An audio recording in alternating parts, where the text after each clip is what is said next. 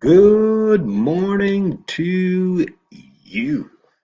It must be 5 a.m. Eastern Standard Time on this beautiful Monday, November the 9th of 2020.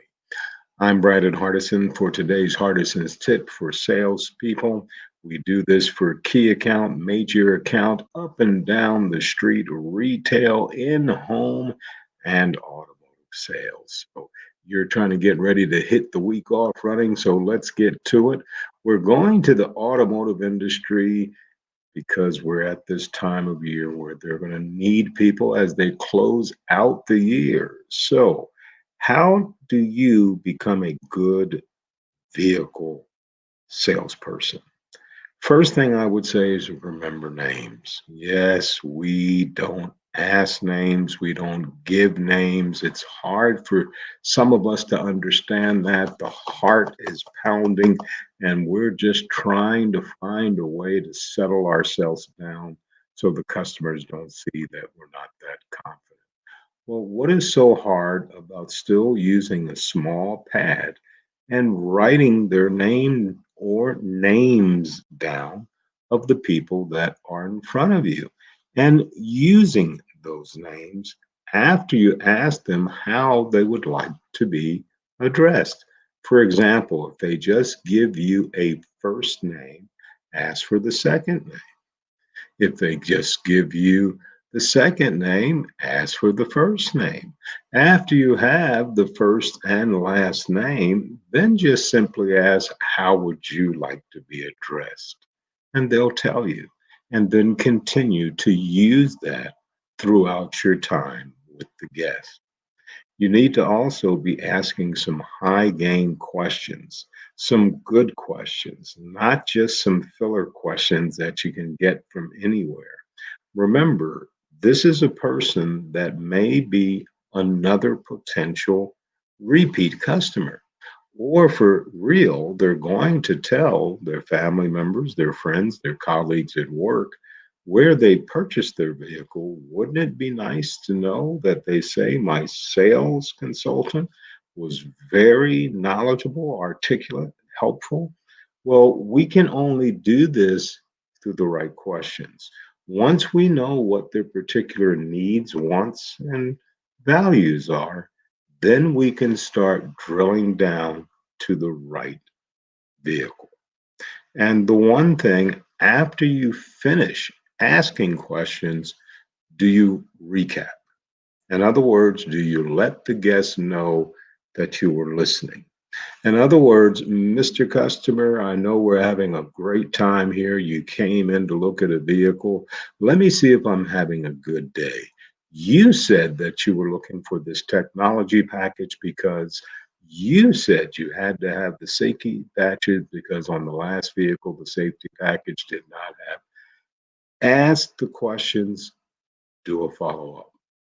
And one of the biggest things, and I don't know why, salespeople are in such a hurry to get to a vehicle. They will, one, either lose control right at the beginning when the prospect pulls out their phone and says, I want to see this vehicle, stock number one, two, three, four. Everything stops, we go get the vehicle.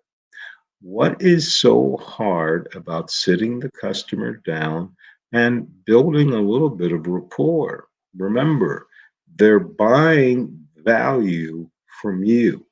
Hopefully, your dealership has a solid brand name in the community, and all you are is an extension of that organization. So, by building rapport, asking some things of what is going to be happening after they buy the vehicle, what do they do for recreation? What do they do for occupation? How many members of the family are there? These are the things that really brings down that wall because of instead of this investigation, it's more of a conversation. Not saying that an investigation is wrong, but to many, it turns into an interrogation. That's why we just want to come in as a conversation. Also, listen twice as much as you talk. Verbal and nonverbal communications. Customers will tell you with their body language, with their tonality, with the change of the tonality, whether they're by themselves, whether they're with a significant other or their little ones, they'll let you know what's going on. Remember, they came in to purchase a vehicle. Your job is to show value and confidence and walk them through the process. We're not pushing them to a sale.